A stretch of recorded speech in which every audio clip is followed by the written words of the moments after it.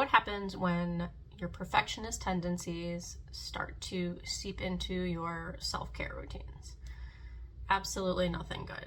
The gratitude journals start to pile up, all of your self-improvement books start to gather dust, and all of that produce you bought at the grocery store because you were going to make more salads, it all goes bad and you have to throw it out.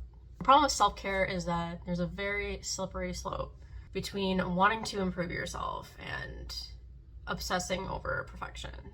It's not realistic and it's definitely not sustainable. So I'm going to give you a soft, easy challenge when it comes to self-care. So pick 2 habits. That's 1, 2, not 5, not 10. Things that you've been struggling with lately. So maybe it's drinking more water, maybe it's getting more steps in, going to bed earlier, or even starting a meditation practice. Now, step 1 is going to be making sure that this habit is something you truly want to do and that it makes sense for your life right now. If going to bed early is not realistic because it's summer and your evening schedule is crazy, that's probably not the best habit to do right now. That's not to say it won't eventually be a great habit, but it's about meeting yourself where you are right now and picking the habits that make sense for who that person is, what their schedule is like, what their energy is like. So be 100% sure that whatever these 2 habits are, they make sense.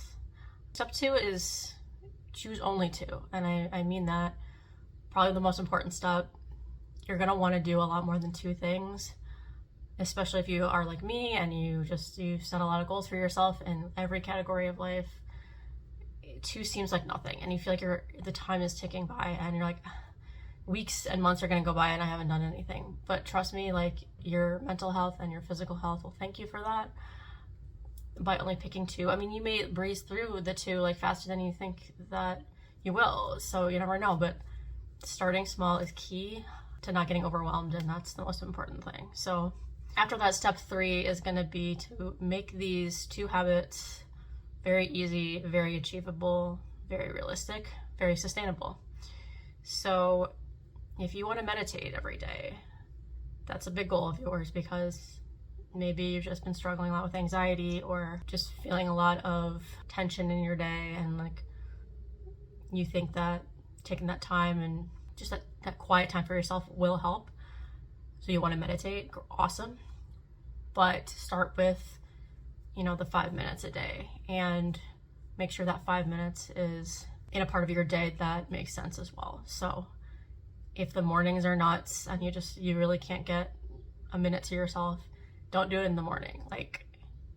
If after work, same deal, you gotta rush to various things and you gotta make dinner and all of that. That's not gonna work either. So make it a priority. You could say that all parts of your day are too busy, but 5 minutes is really not a big deal. And if 5 minutes, honestly, is a big deal to you, do 2 minutes.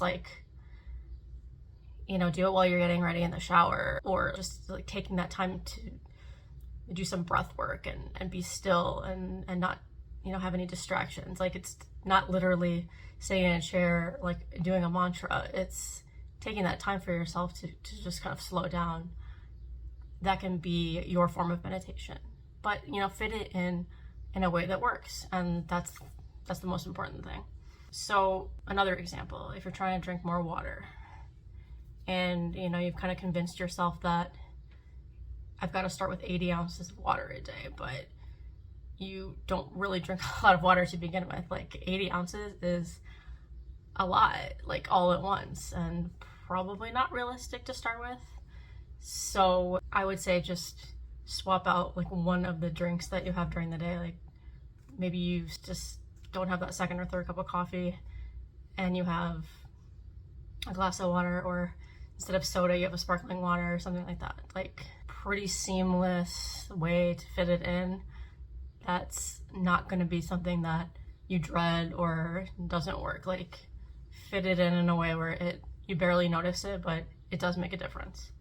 So once you've picked those 2 habits and you've made them easy and achievable, step 4 is going to be doing those 2 things every day until you can get really comfortable with them. You kind of don't even think about them, and then you can start building on them. So whether that's adding more water into your day, adding more meditation time into your day, or, you know, you're just good with where you're at with those two, then maybe you can add a third habit and start small with that. So only you're gonna know what that feels like, but I would say when you've gotten it to a place that it's like it doesn't really feel like you have to think about it anymore, that's when you can start building on it. And the idea really is just to make these goals and habits challenging for yourself, but gentle enough that they seamlessly fit into your life and you never really feel overwhelmed by them or dread them or resent them in any way. So the moment you start to feel like overwhelmed and like this is too much, that's the moment you need to pull back and say, like, is this the right habit for this time in my life? Or am I doing too much with it and I need to bring it down a notch and take less time out of my day for it, whatever that might look like for you.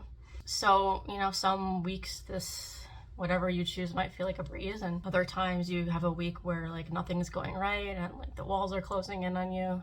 That's gonna happen. So maybe you just take that week off from whatever those things might be. That's totally fine too. It's just the idea is like this stuff is not cookie cutter. Your life is fluid, so your habits need to be fluid too.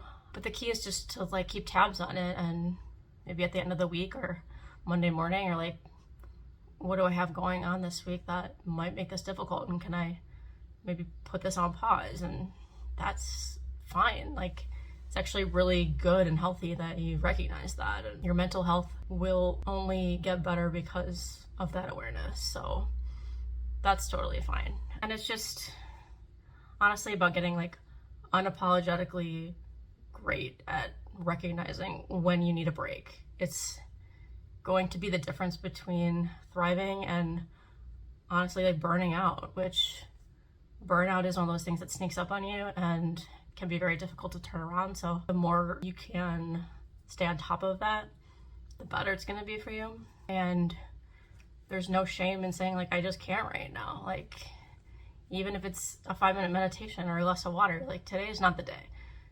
Like, it's a no. So this is why for me, like habit trackers or like checking something off every day, like doing 20 days in a row without a break, doesn't really work for me, because that's just not how life is. Like, the next 20 days of my life aren't going to be exactly the same. So why would I think that I could easily do this habit like every single day without any issues? It's just, it's not how life is. So I know that momentum and that feeling of accomplishment, like I was able to do this every single day without like messing up, that can feel really good. And it's awesome if you've been able to make that happen. Like, that is an accomplishment, but it's also not helpful to get down on yourself because you broke the streak or something like that. So be careful of that sort of thing, and just say, today I needed a break, but I'm starting back up tomorrow, and it's all good. So, you know, self-care it's a gift, and it's something that we should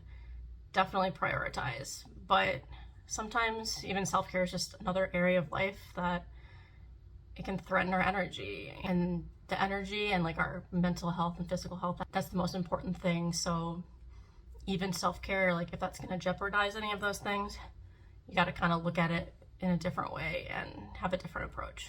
So that's all I got for today. I hope that this was helpful, and I'd love to know what 1 or 2 habits you're thinking about tackling this coming week or in the future.